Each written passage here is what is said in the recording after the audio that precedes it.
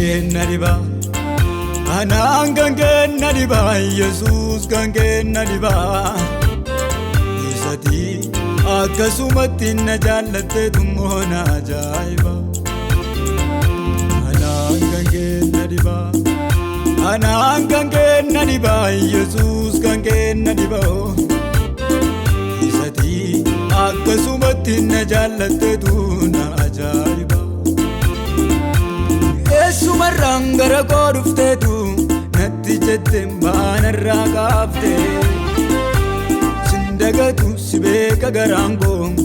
dhabdeetii waa'ee koof dhamaate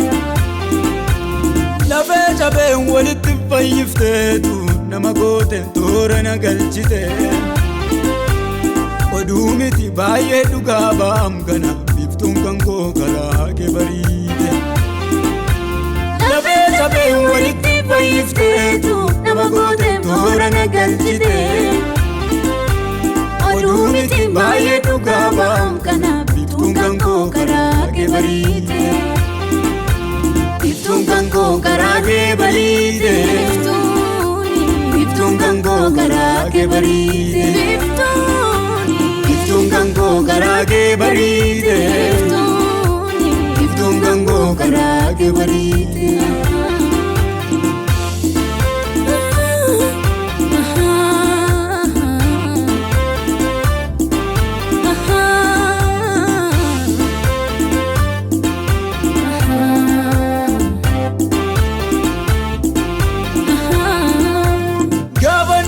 Firooma gargaarsa kophaa taa'een ofitti hasaasu Yaaddoon sammuu korrattee dhummatee na dhoowwatee ijaachuudhaaf ciisu Fuutee na baaftee galaana keessa abdii guddaan gurra kootta saaftee Golga cubbuuf gombisaa rakkinaa harkuma keetiin narraa tarsaafte Gaaban nabeen firooma gargaarsa kophaa taa'een ofitti hasaasu Yaaddoon sammuu korrattee dhummatee na dhoowwatee ijaachuudhaaf ciisu Fuutee na baaftee galaana keessa abdii guddaan gurra kootta saaftee Golga cubbuuf gombisaa rakkinaa harkuma keetiin narraa tarsaafte Biftuun kan koo karaa kee bariite Biftuun kan koo karaa kee bariite Biftuun kan koo karaa kee bariite Biftuun kan koo karaa kee bariite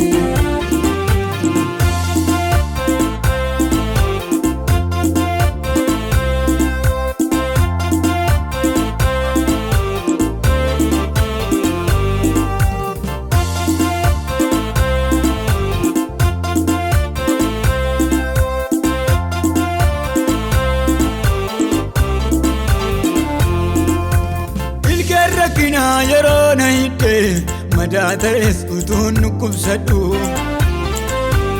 Ofii kootis fayyaa ga'aa dhabee teellaa taa'ee utuun wixxifadhu Eessa jira jettee na barbaadde ariifatteetu dhufte gara koo Galmee jireenyichaa gadi fuutee galmeessitee irratti maqaa koo Ilkeen rakkinaa yeroo na hidhee madaa ta'es utuun nukkubsadhu Keessa kootis fayyaa ga'aa dhabee teellaa taa'ee utuun wixxifadhu Eessa jira jettee na barbaadde ariifatteetu dhufte gara koo Galmee jireenyichaa gadi fuutee galmeessitee irratti maqaa koo Biftuun kan koo karaa kee bariite Biftuun kan koo karaa kee bariite Biftuun kan koo karaa kee bariite Biftuun kan koo karaa kee bariite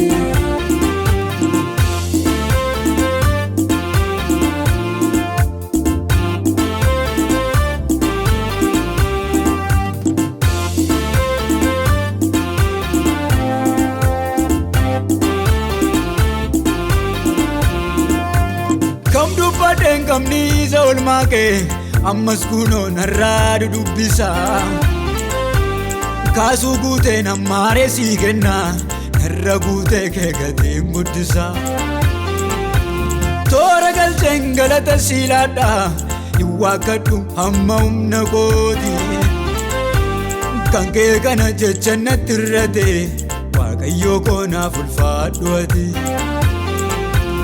kam dubbadheen kamniisa olmaa kee ammas kunoo narraa dudubbisa kaasuu guuteen ammaaree sii kenna narra guutee kee gatiin guddisa toora galcheen galata siilaadha